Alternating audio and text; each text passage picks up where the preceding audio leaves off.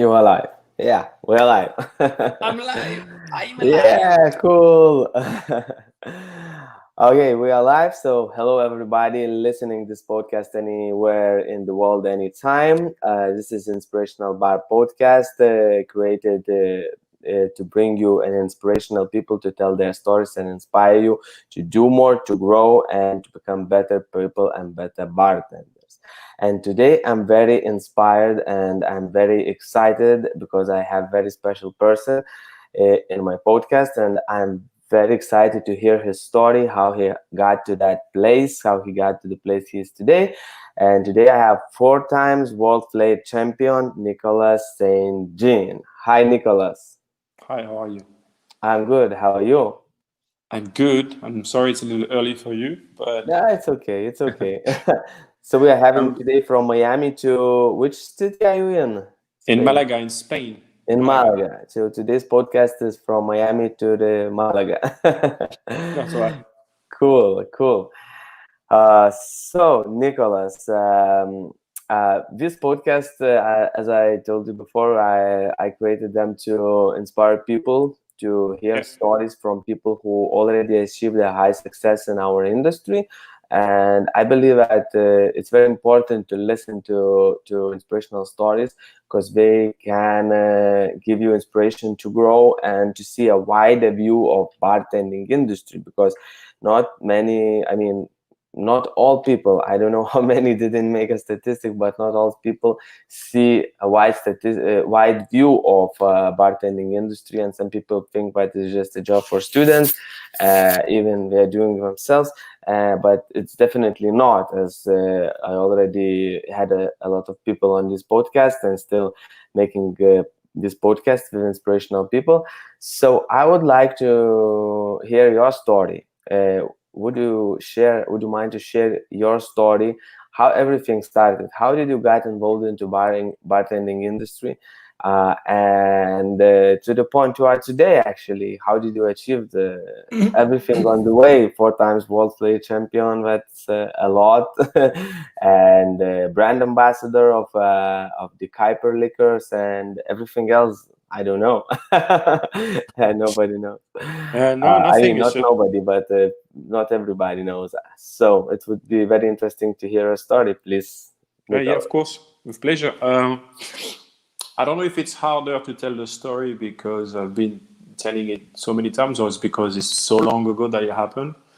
But it's just it feels like it was so many years ago, and it is so many years ago, even though the passion remained the same. Uh, it started really uh, out of love, I think, love for life, love for freedom, and putting always those two aspects very linked together, and making sure never separating love from freedom and freedom from love. And from there, everything kind of decided where everything should be put into place. So what I'm trying to say is like, to explain my story, first I need to say that I love what I do, and it's extremely important.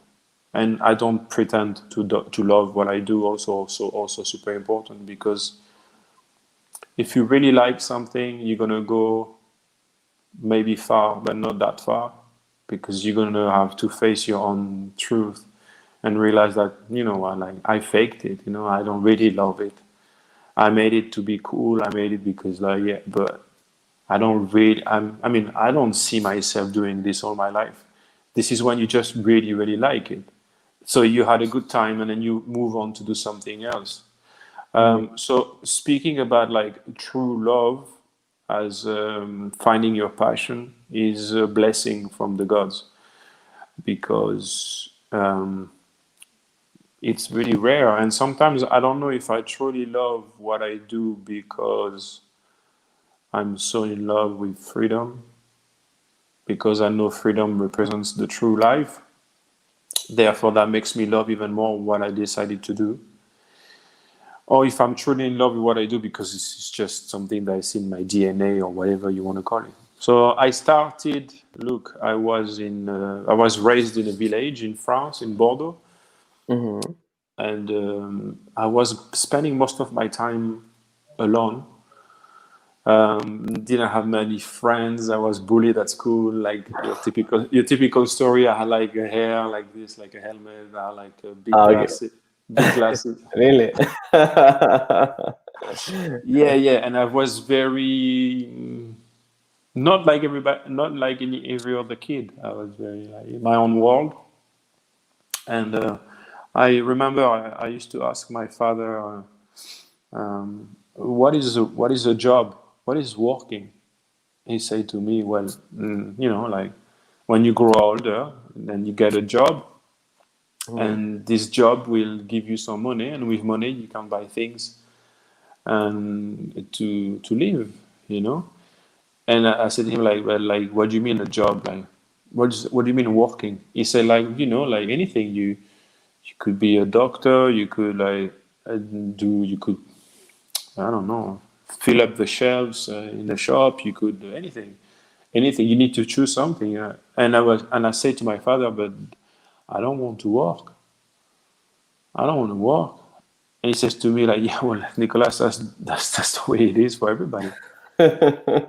And then he was laughing exactly like you do right now, thinking I was crazy. And then I didn't find it funny. I looked back at him and I was like, don't see why you find it funny. You're my father, and you planned for. You knew before I was born that I would have to work, and that's cool with you. I was young and very like idealistic about things, and then he put me as a child in some kind of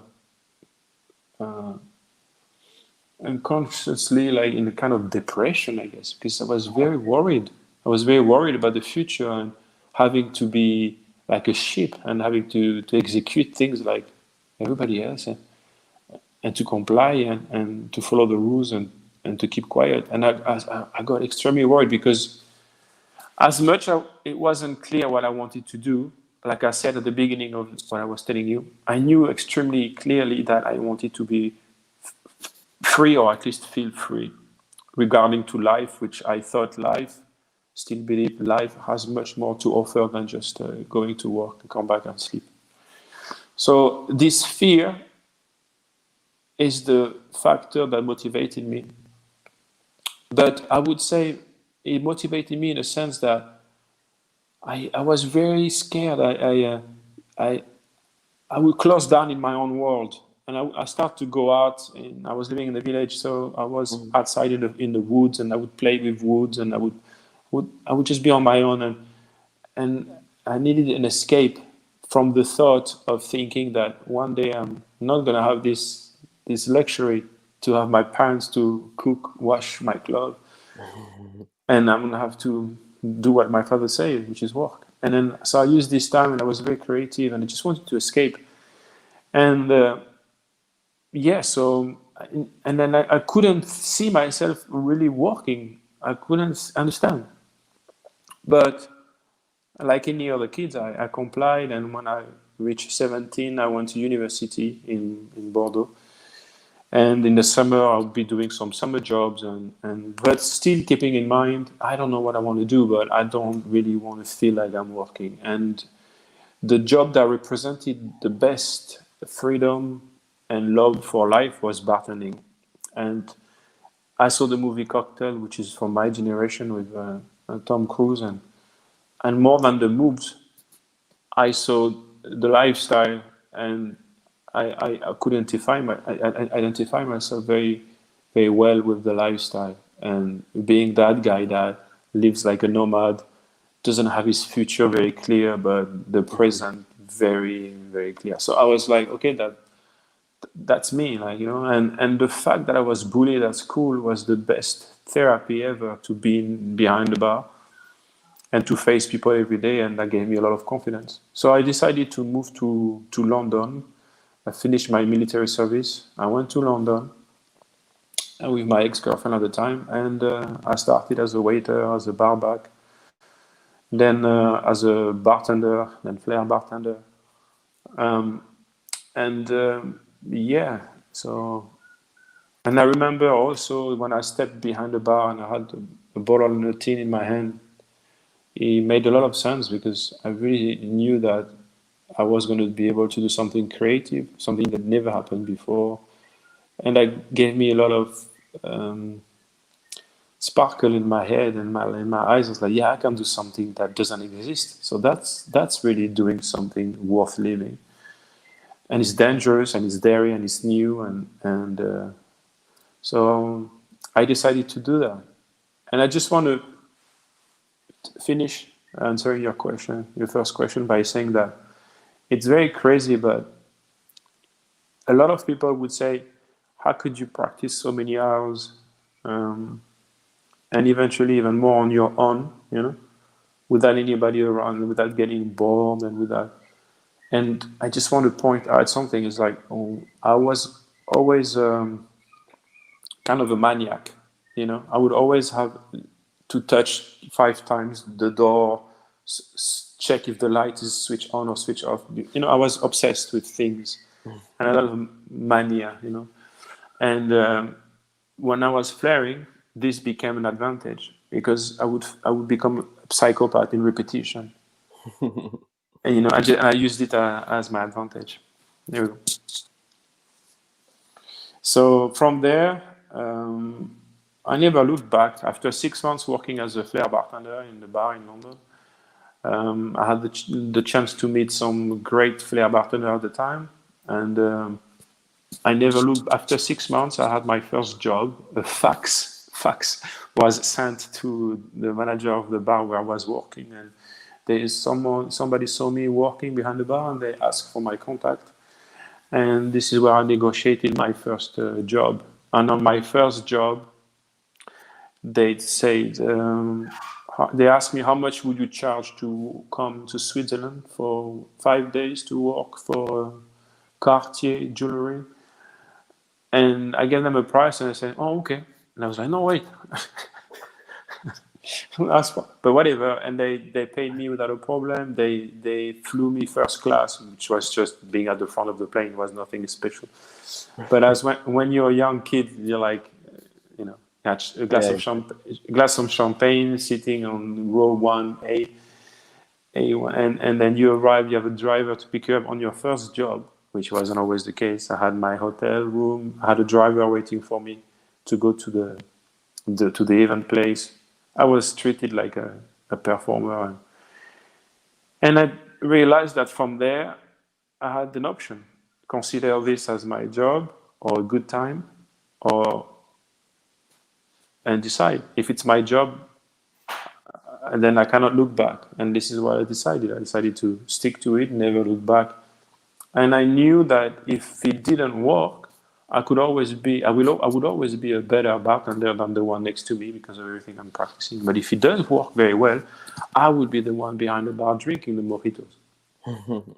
And then I think my career is still ongoing. Is still an artistic career, and it has its good and its bad, its comfort and its risk.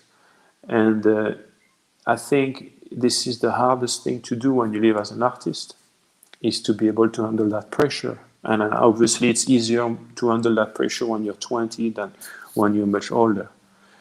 And obviously this is the main reason why a lot of people break down and give up, even though they still have the passion.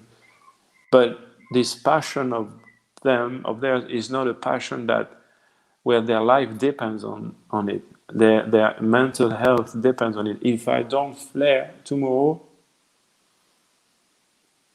and I have to do like everybody else, I would do it, because I have a family and I need to look after my kids. But I know that I would be hard and tough, because I've devoted 23 years of my life doing this. But I would do it. I would stay in line and do my duties as a good citizen, and I would keep going. But who doesn't want to live the dream? Who doesn't want to risk it all, knowing that we don't know when we're going to go, knowing that the world as we are witnessing it right now is changing and has big surprises for all of us. And when I mean all of us, is all of us. So True. I'm living the dream still, yes. And I'm super blessed by it. But my life was my life as an artist, as a flair bartender, was not only, and I mean flair bartender, I don't mean mixologist in the sense of, even though I think we are kind of in the same category, in the sense that we are bartenders with different specialty. When I say flair bartender, I mean as an artist, flair bartender Yeah. is been a strategy. I played a lot of strategy over the years, and that's really important to say, because the way you play your cards is gonna decide on your direction in your life. And I cannot do this for anybody else than myself. I cannot advise people to play this or that card. I just know that sometimes you need to bluff, sometimes and sometimes you need to take certain decisions, and that really is the key of the success of your career, and success of your career. You know. Okay. Okay, Nicholas. Can you tell me how was the training? Maybe I skipped, but I didn't hear you saying how many hours did you train a day? You know what? Sometimes I say Many. 12. Sometimes I say 10, 12 hours. But to be honest with you, I didn't really put a number on. I was just training all the time. Okay. Whatever the day had to give me, I would train. I would wake up 7. I would start at 8, and I would train 8, 9, 10, 11, 12, 1, 5 hours in the morning. I would have 1 hour break, and 2, 3, 4, 5, 6, 7, maybe. And then I would go home, take the bus, go home, eat. And then maybe at 9, 10 o'clock, I would practice maybe for 2 hours more. Wow. And That's and then crazy. go to bed. Go to bed, and when I would go to bed, I would review the few moves that I started to put together in order to see if I could visualize them. So even when I was sleeping, sometimes some people count ships to fall asleep. I was just Yeah. remembering my moves, and I would fall asleep like this. I was just I started. I was 23.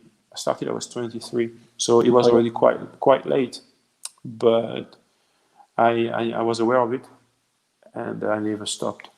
I would stop. I would go, and when I had a problem in my shoulder, I would go over it. I would go past it. I would just, Okay. I So would like like a psychopath. I wouldn't stop. So I would say 10 hours, 8, 10 hours. Like, but if you think it's a lot, it's not. It goes too fast. 8 hours per day. When you're passionate, it's not like 8 hours at work in an office. Everybody spends 8, 10 hours per day working. Some people have 2 jobs. I don't see it as much. Actually, you get, when you really have a clear objective to become the best and to live from it, it's such a huge goal and such a hard objective, that 8 hours per day, knowing how many repetitions you need to do to control just one move, it's nothing. You get disappointed. You're like, damn, it's too short. Wow, a day is too short. Like, and I had no kids, and but it was very short. Like, when I used to lose a competition, I like few competitions I lost. One of them would be Roadhouse, for example. okay. And when I lost the competition, the next day, the day after the competition, I was practicing for the year final, the next year final. It made a lot of sense to next day practice. I lost, so it's not like, you know. And the winner is someone else, and you're like, oh damn. But it's okay. And you're like, oh, but I did my best. It is true, you did your best. You practiced every day. You didn't go out. You didn't enjoy going out watching a football game with your friends, socializing, building a future relationships, friendships. You didn't do that. You focused just on yourself, on the goal. When you don't achieve that goal, you don't go like, you're like, oh, damn. Well, okay, well, I'm going to rest now for like a month, and then to gather back my energy, and then in a month, for me, it was like, okay, next day, wake up, nothing has changed, keep going. You haven't achieved anything. And people say like, oh, that's crazy. Like the day after, but when? This is people who say the day after and then find it crazy. And people they don't have that same objective. You see what I'm saying? They just don't have the same objective. They don't understand what this is all about. It's like digging a tunnel until you find the other side. Why would you be happy to be stuck in the tunnel? What's the point? I'm going to rest in the tunnel for a month and then I'm going to keep digging, knowing that you still haven't found the other side of the light. I want to breathe. I want to arrive. You know what I Yeah, mean? sure. Yeah, I really do. I really do.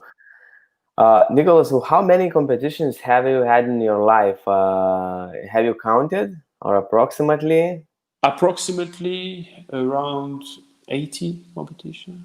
80 I've, competitions? Wow, I've it's a lot. 80 competition. I think around. I know how many times I've lost. I've lost 8 times. I finished 7 time number 2 and 1 time number 4. Okay. I never finished 3rd or 5th. And yeah.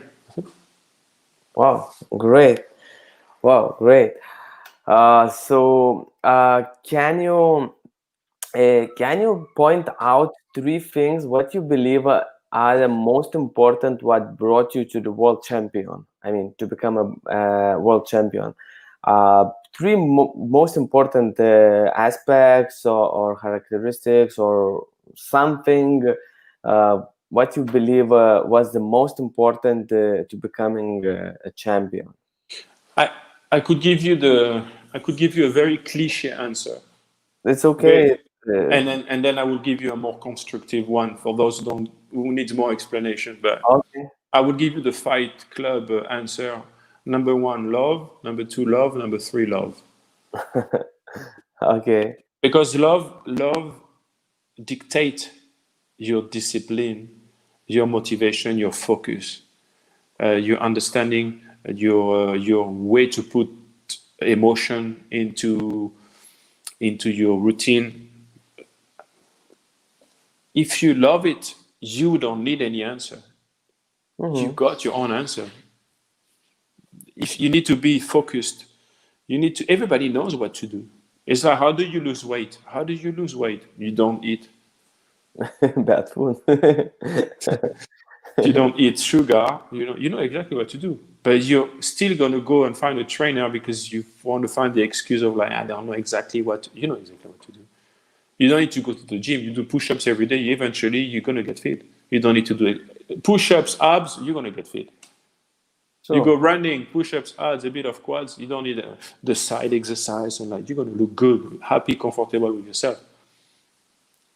I think if you're in love, you need to be in love. It's like you're in a relationship. You have a relationship. You don't love your partner. You're gonna see a couple counselor. You know something. Hey, you don't love your girl. If you love your girlfriend, you don't have to see anybody. You love her. If it's mutual, you're fine. Yeah, okay. I think there's no rule. It's just love what you do. It will come easy. If you question, I think the best thing I could say to somebody is like, if you ask yourself what do you need to do to become a champion, then stop. You will never get there. I was willing to wait. Sorry to stop you. I was willing to wait. When I lost a competition in Dubai. My first world championship, I finished second. It was in Dubai, and I deserved to lose. I had a lot of moves, but they were not put together, and I deserved to lose. The guy was from Bali. He was smiling. He made it look so easy, man. And I was more like Darth Vader. I had a very aggressive flair, and then I used to go around and say to people, what's going on? Do you think I win? I lose? You think? I said, no, Nicolas, I don't think you win this time. They wanted to make me okay with it, but everybody gave me the right answer. And I got pissed off. Because I wouldn't get someone to tell me, yes, you're going to win, I would go to somebody else to ask until somebody would tell me you win. No. But I was willing to wait. That guy dies eventually when he reached 70 or 80. If he wanted to be the best in the world until he reached that age to take over. by default to reach my objective. Okay. I wanted to be one day the best. It didn't matter how. I wouldn't have gone to the extent of killing someone, but I would have been patient enough to wait that he naturally dies, and I would have tried if I couldn't have beat that guy with my skills, I would have maybe tried to kill him by living longer and take over, being more healthy. Okay, so patience is very important, doing your stuff and be patient. I understand. All right, Nicholas. And do you have any story or because you trained a lot, so I believe you broke a lot of bottles, and I believe a lot of bottles broke not just on the ground but somewhere in your body. I don't know. So, what was the most dangerous cut that you got by training or by flaring technique? There's so many. The most damaging one Yeah. would be most probably when I cut this tendon here. Okay. I cut that tendon. Okay.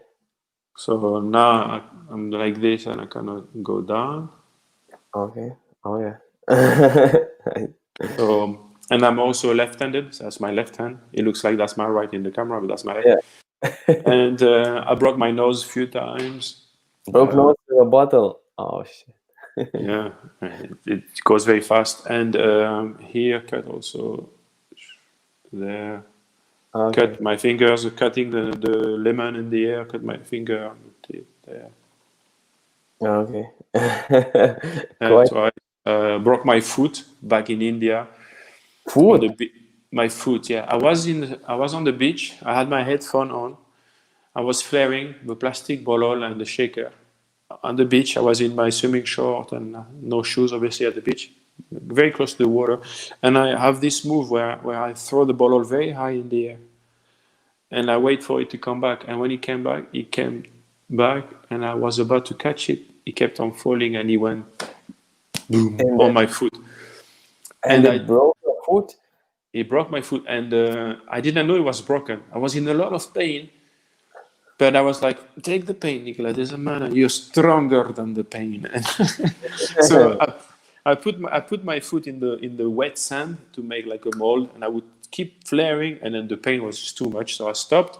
I went to lie down on the bed by the beach, and then next day I thought maybe I could get a massage from one of those people on the beach that do massage, and as soon as I start massage, oh no, stop! It was too painful. I didn't know it was broken, but I didn't go and see somebody because I was in India. I didn't know anybody. I didn't know if it would be safe to him. So yeah, and I put a bandage, and I was walking, so I was still walking and do shows with a broken foot. And I didn't know it. And when I came back to the UK, they did an X-ray, and the X-ray, when the top of my foot was like this, and when they put the X-ray on the side, it was like this. The bone was down.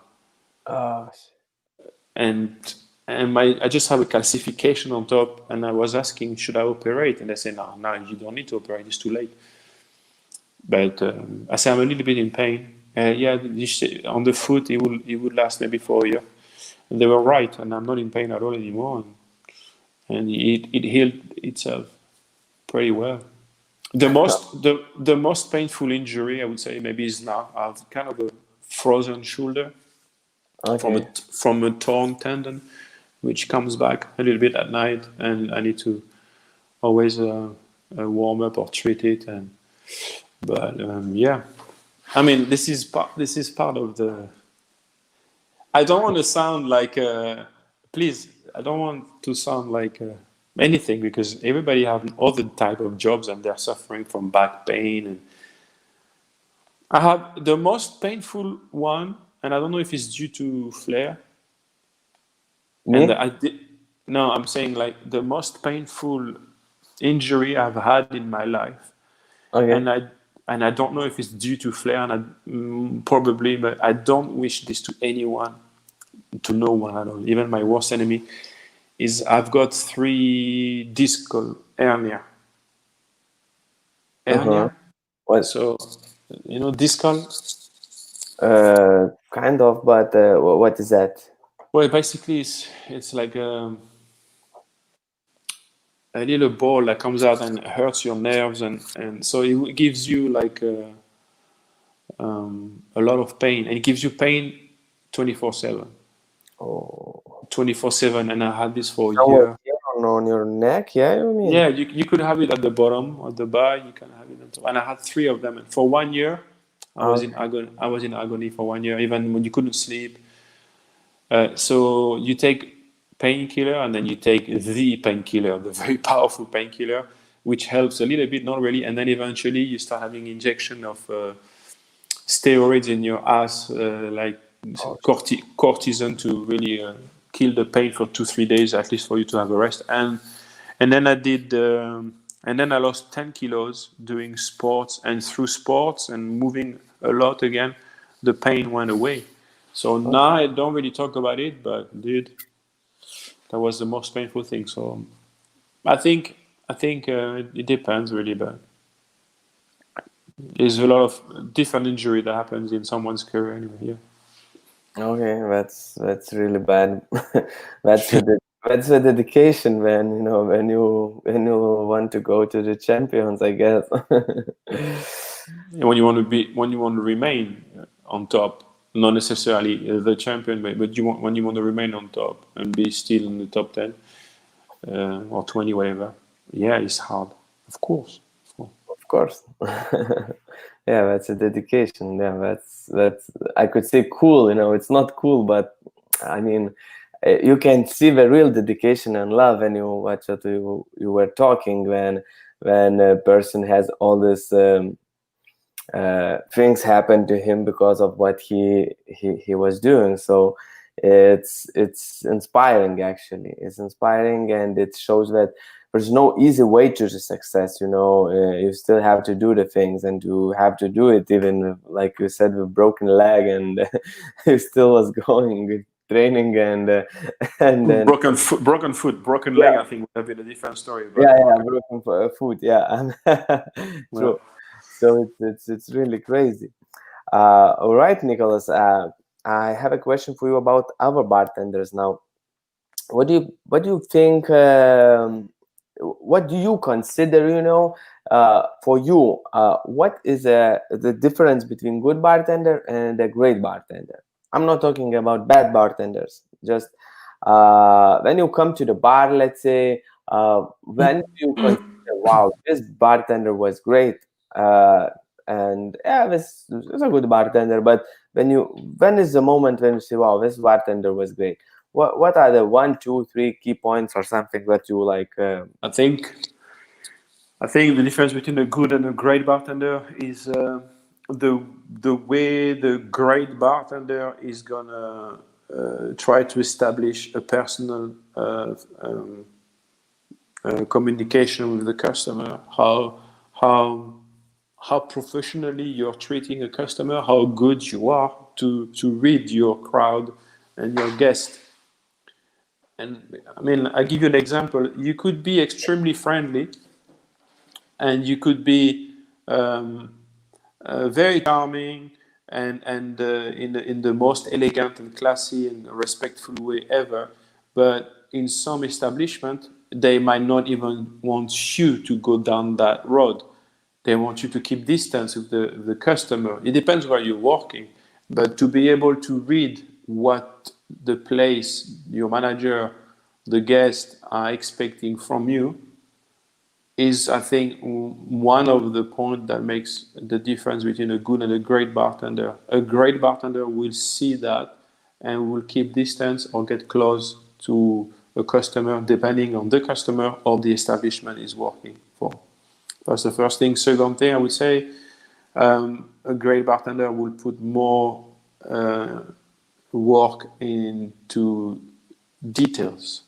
Details like be more caring and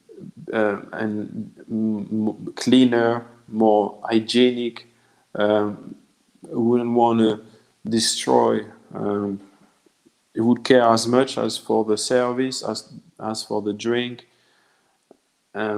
He would wait for the reaction on the guest's face to see if he actually made a good drink, if he delivered a great cocktail or not.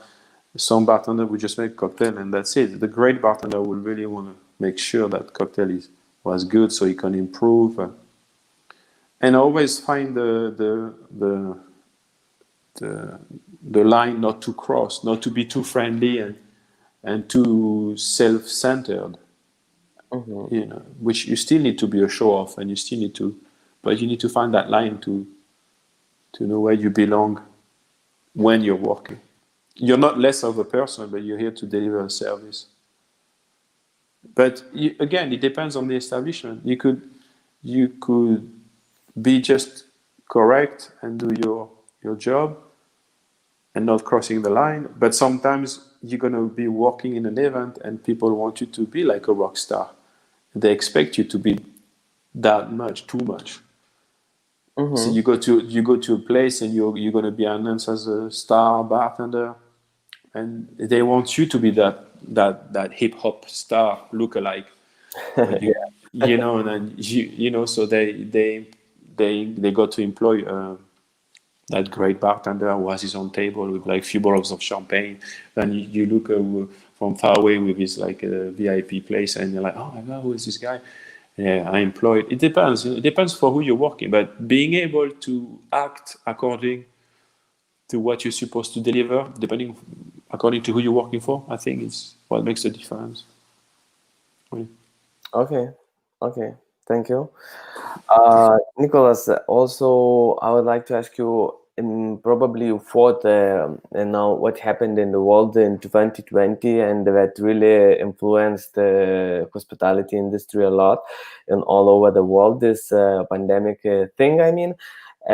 What do you think, how it will shape the world of hospitality industry, particularly I'm talking, if you thought about that, I mean, what do you think will because I believe it's definitely not gonna come back to exactly the same norm as it was.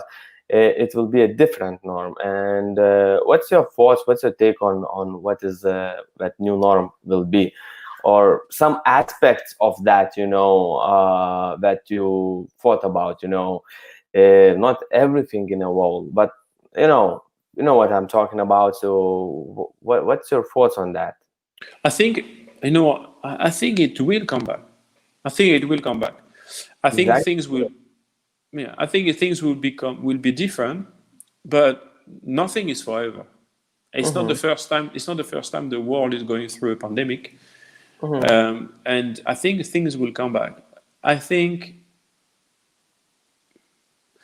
we cannot have this old mentality and be this old man that doesn't want to change the way he used to live things, and who is very mad at the way things are today. We need to adapt to what's changing, and that's the first thing. Adapt with the change, accept the change, even if we don't understand the change right now. I think that all those moments that we used to live as a bartender, flair bartender, were amazing. They were just extremely amazing. We should already, before everything else, feel blessed because we used to have such a good time. And I'm talking for the one who already lived that experience, not for the one who wants to become a bartender. That's the first thing. Then I think we need to understand how we can adapt with what's coming. Now, every change will sacrifice people along the way. Every change will reshape. You cannot reshape the world. You cannot reshape the future. You cannot make big changes without having to destroy some of the stuff that already exists. So I think what's going to happen in the future, to start with, will be a lot more digital training. And I mean, I could really see in the future, instead of having a conversation like this, me having a training, and I put my Google and I go live, and I'm in a room where I have like 20 people who have Googles, but they look like they are here. And I Yeah. could teach Flair. Artificial reality, yeah, you're talking about. Yeah, I think it's really going to happen. I have no problem thinking about this. I think the future, when I say things are going to go back to normal, you can also think this way. Do you remember back in the days when flying was a luxury? When you would envy air hostess back in the 60s when you were an air hostess, a steward, people were like, oh my God, what a life. The air hostess traveled all the world. In the 60s, it was a huge thing to be an air hostess. You were like, I go with the pilot, I travel the world.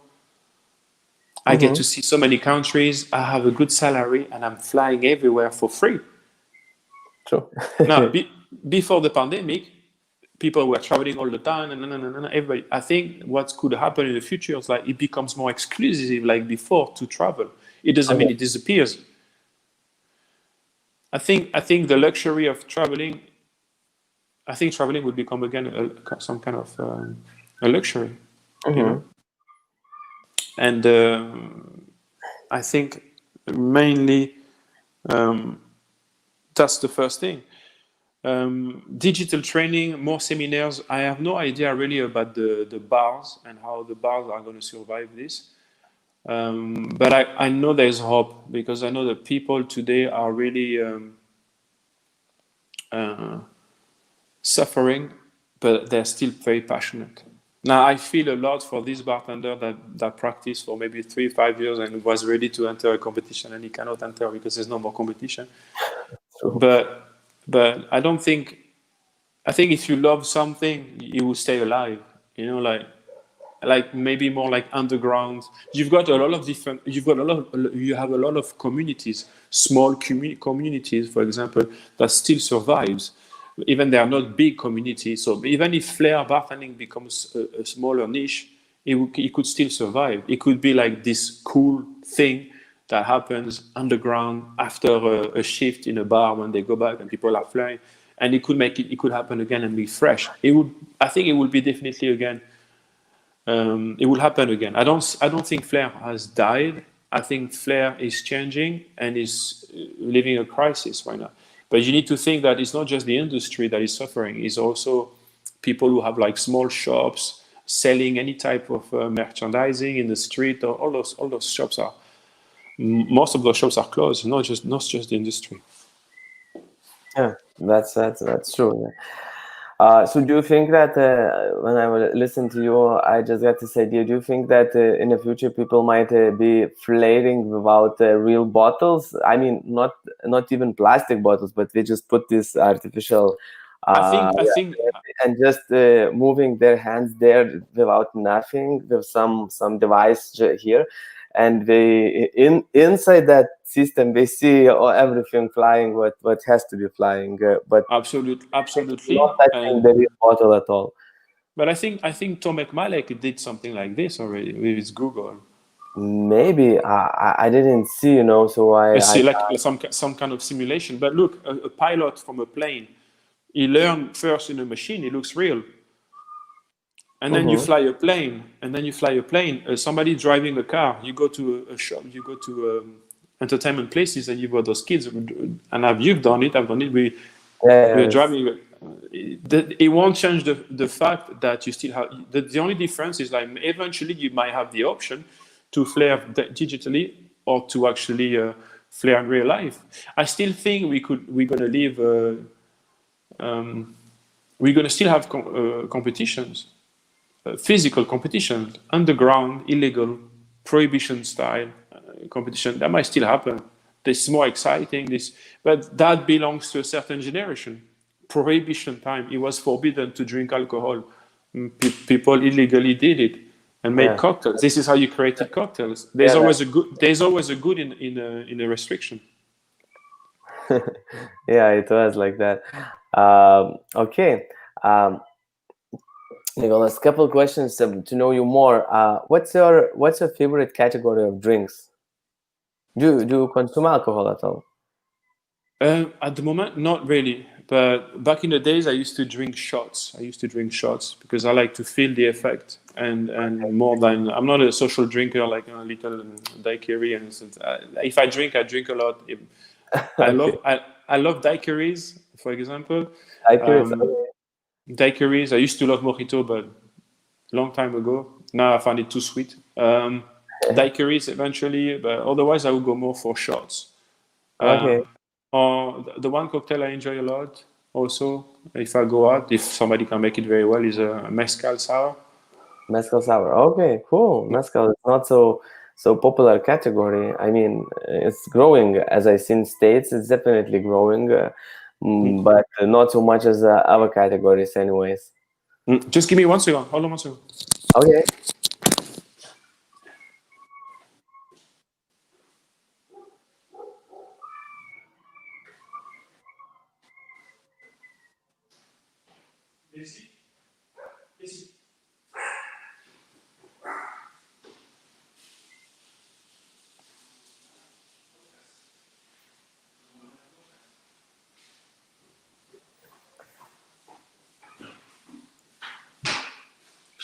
Sorry. It's okay, no problem. Sorry about that. So, what's your favorite shot? What's your favorite shot? Is it a mixed shot or is it a straight alcohol shot? It's straight. Like Ah, tequila or whiskey, okay. vodka. Yeah. Ah, okay. Everything. Yeah, kind of. It used to be Sambuca, Jägermeister eventually. Yeah, yeah. I'm Oh, more like a hardcore. okay. All the Hard. things like all bartenders go through, I guess. Most.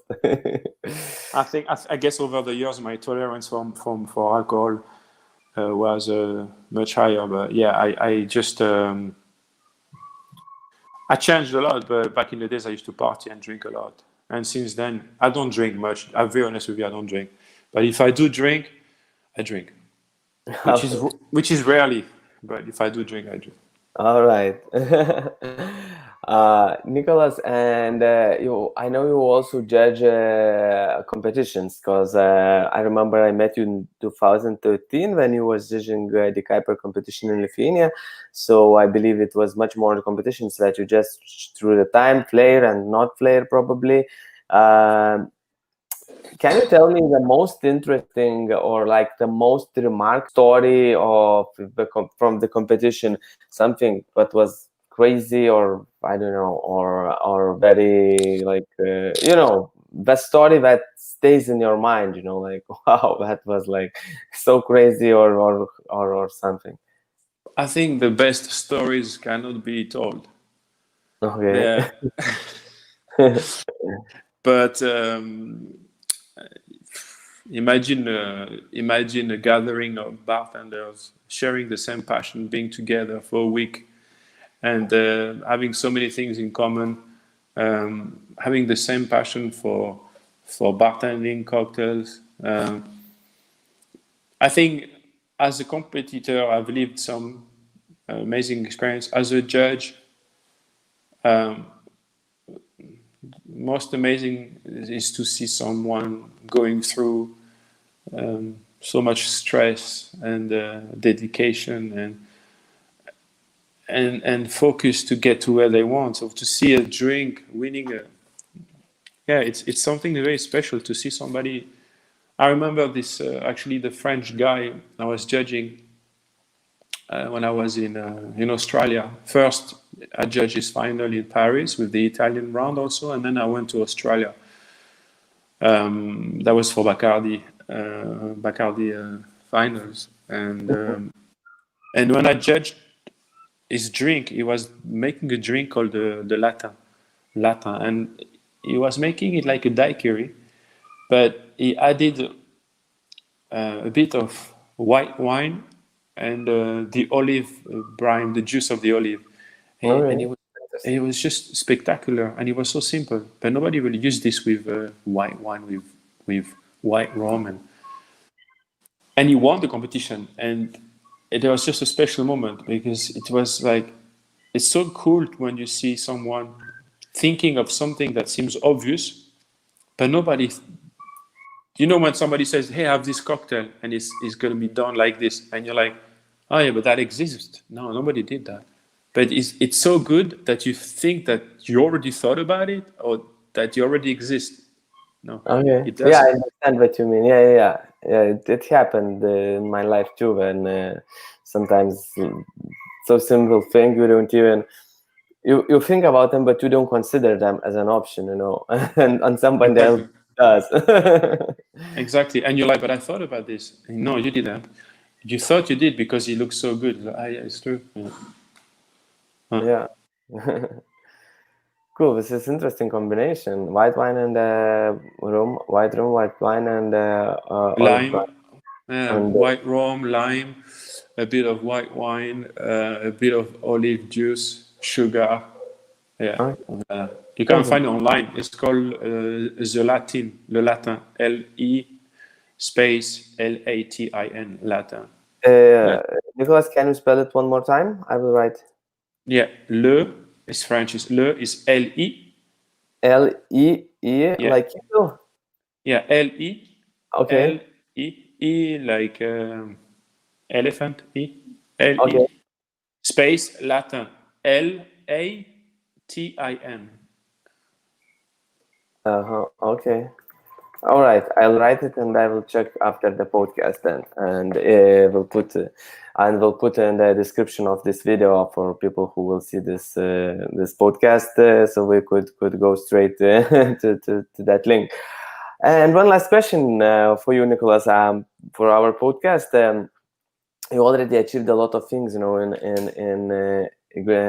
bartending industry, a great success. I consider it's very great success, you know, 4 times World Flair Champion and other things, and brand ambassador. And the question is about the future. Uh, can you tell us, how do you see yourself in 10 years?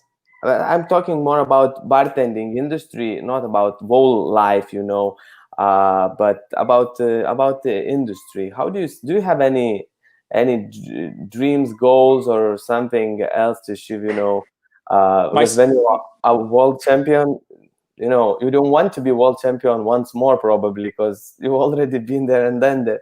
I don't know. So what's your dream? What do you want to be achieved, or do in, let's say, 10 years, like long term thing? I've got dreams still, and I don't know. I mean, it's not. I know what I want, but the most important thing for me in 10 years, regardless of everything else, is to be able to still flair. Okay. I would, if I could achieve something in 10 years, is to be doing exactly what I'm doing today. Okay. And apart from that, for the industry, I would love flair to evolve into a really puristic form, and to be back to the way it was with a twist, and more meaningful. And yeah, I just I like the same way life has been having a U-turn with the pandemic. I would love to maybe flair to have a U-turn, use this to have a U-turn and to rethink itself, and to focus more on body mixed with skills, more than multiple object, for example. I mean, I don't mind multiple object, and I think it's cool, but I think sometimes you see too much multiple object and the body is dead. Mm-hmm. The body doesn't move, and you see the arm moving everywhere, but the body doesn't move. I don't know. Every time I think about flair in the future, now, since the pandemic, I think about it like I see people, like a new roadhouse somewhere being created, like Oh yeah, people no. people sweating and giving it all in a very underground place, and a new place, and yeah, maybe more something darker. I see flair looking more dangerous somehow in the future, Oh with yeah. the darkest time coming around. And yeah, I have no idea. but I've got a lot of thoughts, and I always have things in mind, and I'm not. I think if you give it all at once, yeah, you're done. And I think this is what also that makes me still today being motivated. I've kept some cards, and I haven't played them all, and I'm happy I didn't play them all, because I still feel like I have a chance to get motivated and interested in something in the Okay, future. cool. So I would like to see how that more dangerous play version, even more dangerous play version, look like. So I'll be waiting something from your side to see. But Uh, the same that is happening today with the pandemic is going to happens to everything. When you have a change, when something is changing, a lot of people are going, and then a lot of people are arriving. True. You cannot make a change and keep everybody else. You cannot say like, okay, we make a change, but when you have a new boss in a company, he fires so many people. He wants the team to be fresh and new. This is exactly what's happening. That could happen in Flair. This is, I think people leave the stage with a certain way of doing things. If you think about Flair 20 years ago, Mhm. and you put yourself in the shoes of somebody that was flaring 20 years ago, you would never have imagined them flaring like you do back in the days. You imagine, oh, well, how could I say that? Yeah, I understand it. I think I So understand. if you think about Flair today in 2020, and you think of the Flair of 2040, do you really think it's going to look like today? No, of course no. It Of should be course not. But even though you know it's not going to look like today, you have no idea how it's going to look like. true. But you know it's not going to look like today. Yeah, But it won't look like. if you think about the Flair in 2000, and then you look at the Flair in 2020, you still could understand how the Flair would look like. But I know, I just feel I have one option on how the Flair could look like in 2040. Mhm.